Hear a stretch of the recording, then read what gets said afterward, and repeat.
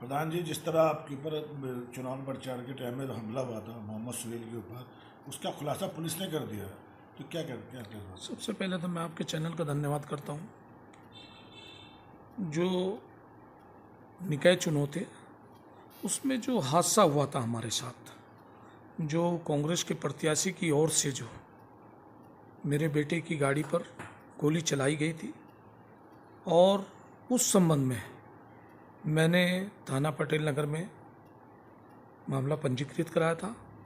लेकिन उसमें आज 3.5 महीने के बाद उसका खुलासा हुआ है, क्योंकि जब ये गोली चली, जिन लोगों ने ये षड्यंत्र रचा, उन लोगों ने अफवाह ये फैलाई थी कि इरशाद प्रधान ने अपने बेटे के ऊपर स्वयं गोली चलवाई है, और ये मैसेज गलत गया, क्योंकि 23 तारीख को सुबह घटना घटी।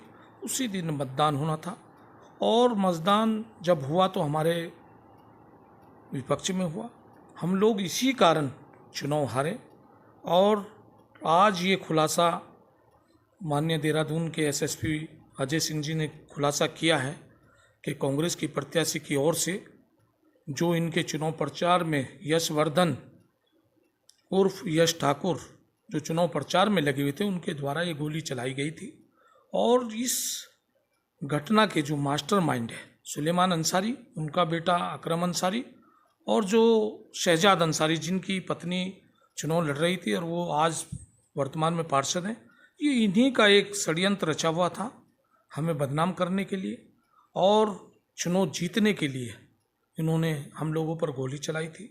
आज माननीय एसएसपी जी का मैं बहुत धन्यवाद करता हूं कि उन्होंने इसका खुलासा कर दिया, और जो विवेचना अधिकारी हैं हमारे आईएसबीटी चौकी इंचार्ज जो हमारे उसका कुकसाल जी, मैं उनका भी धन्यवाद करता हूं। और एक ये जो हमारे ऊपर जो आरोप लगा हुआ था, आज हम इससे बरी हुए हैं, क्योंकि कोई भी व्यक्ति होता है अपने परिवार अपने बेटे के ऊपर कोई भी गोली चलाने का काम, ऐसी घटना नहीं करता है। लेकिन इन लोगों ने ये घटना घटी, इन लोगों ने पूरी ताकत लगाई, इसमें पूरी राजनीतिक रूप से पूरा पुलिस पर दबाव बनाया, लेकिन इनका दबाव नहीं चला, और पुलिस ने अपना काम किया, प्रशासन ने अपना काम किया। और जो यश ठाकुर है उसने अभी कुछ दिन पहले माननीय न्यायालय नैनीताल से एंटीसिपेटरी बेल ली। ये कहते थे कि इरशाद प्रधान ने खुद घटना को अंजाम दिया। अगर ये घटना आपने नहीं घटी तो आप कोर्ट की शरण में क्यों गए, आपने एंटीसिपेटरी बेल क्यों ली? लेकिन पुलिस की जांच में जो विवेचना अधिकारी ने विवेचना की, सीसी फुटेज में वो सब क्लियर हो चुका है कि सुलेमान अंसारी और उसके बेटे और उसके भतीजे के द्वारा इस घटना को अंजाम दिया गया। यश ठाकुर के द्वारा जो शूटर हायर किए गए थे उनके द्वारा गोली चलाई गई, और उसमें चार्जशीट दाखिल हो चुकी है। उसमें इनके खिलाफ सख्त कार्रवाई पुलिस प्रशासन करेगा।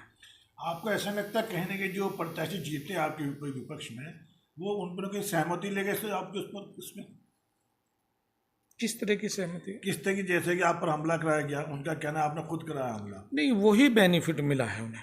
जिस समय उन्होंने उनके तो एक षड्यंत्र ये अंजाम जो दिया है, उनकी एक प्लानिंग थी, और इसका जो मास्टरमाइंड है वो अकरम अंसारी है। वो जो 0008 गाड़ी काले शीशों की गाड़ी किया उसमें चलता है, उसमें 2-3 बदमाश चलते हैं, हम अवैध हथियारों के साथ चलते हैं, ये उसी की प्लानिंग थी, और उसी ने इस घटना को अंजाम दिया है।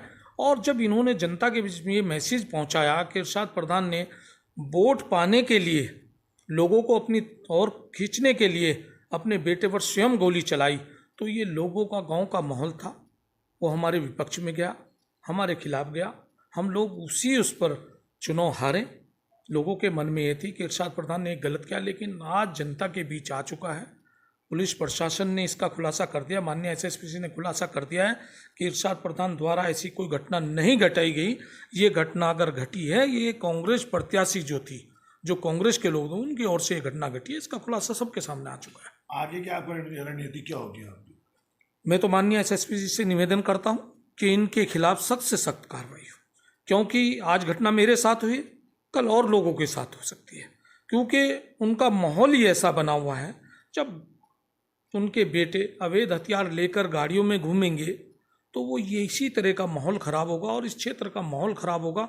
माननीय एसएसपी से निवेदन करता हूँ कि ऐसे माहौल से हमारे इस क्षेत्र को बचाए और इन लोगों के जो इस प्रवृत्ति के लोग हैं इनके खिलाफ सख्त से सख्त कार्रवाई हो।